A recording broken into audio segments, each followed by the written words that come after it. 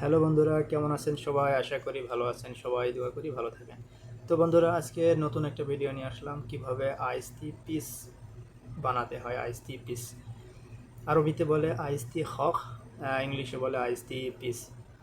তো বন্ধুরা, দেখতে থাকুন কিভাবে বানায় আইসটি পিস, আরবিতে বলে আইসটি হক। তো বন্ধুরা, দেখতে থাকুন কিভাবে আমি আইসটি হক বানাই। এটা আপনারা একটু মনোযোগ সহকারে দেখতে থাকুন এবং শিখতে থাকুন। এটা একদম সহজ। এটা আপেলের রস বলে, এটা আপেলের রস এখানে জুস করা আছে।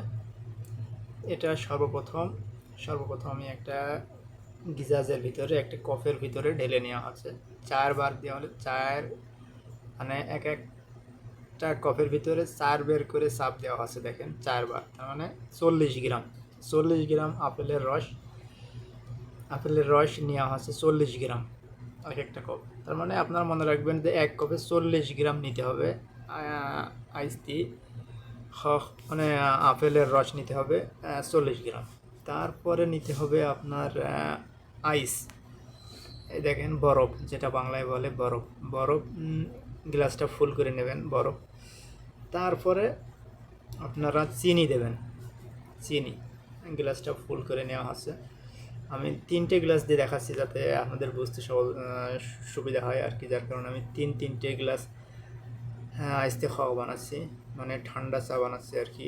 আইসতি পিস বলে ইংলিশে, আরবিতে বলে আইসতে খখ, বাংলায় বলে ঠান্ডা চা। তো দেখতে পাচ্ছেন আপনারা, এরপর 3টা গ্লাসের ভিতরে আমার বরফ দেওয়া হয়ে গেছে, আইস দেওয়া হয়ে গেছে ফুল। আমি এবার চিনি দিতেছি। চিনি দেখেন, একটা চামচ নিয়েছি, চামচটা হলো 30 গ্রাম, মানে এর ভিতরে 30 গ্রাম চিনি ধরে। এটা চিনিটা লিকুইড চিনি, আগের চিনি আপনার জাল দিয়ে এভাবে লিকুইড বানিয়ে নিতে হয়, বুঝেছেন? গরম পানি দিয়ে লিকুইড এভাবে বানিয়ে নিতে হয়, আমি সেভাবে বানিয়ে নেওয়া আছে। এটা হচ্ছে চিনি, অন্য কিছু ভাববেন না, এটা হচ্ছে চিনি। আমি একটা কপের ভিতরে 30 গ্রাম করে চিনি দিতেছি। আর একটা কপে পানি ধরে 500 গ্রাম, মানে হাফ লিটার। দেখেন আমার চিনি দিয়ে শেষ, এবার আমি চা ঢালতেছি। চা, এটা অরিজিনাল চা। এটা হচ্ছে চা। চা আমি আগে কেতলিতে বানিয়ে নিয়েছি, বানিয়ে ঠান্ডা করে নিয়েছি অবশ্য। দেখা যাচ্ছে চা আমি ভিতরে চা দিতেছি, দেখতে থাকুন। এই যে প্রথমে আমি দিয়েছি আপেলের রস, তারপরে দিয়েছি আইস, মানে আপনার বরফ, তারপরে দিয়েছি আমি চিনি, এরপর আমি ঢালছি, সর্বশেষ ঢাললাম আপনার চা।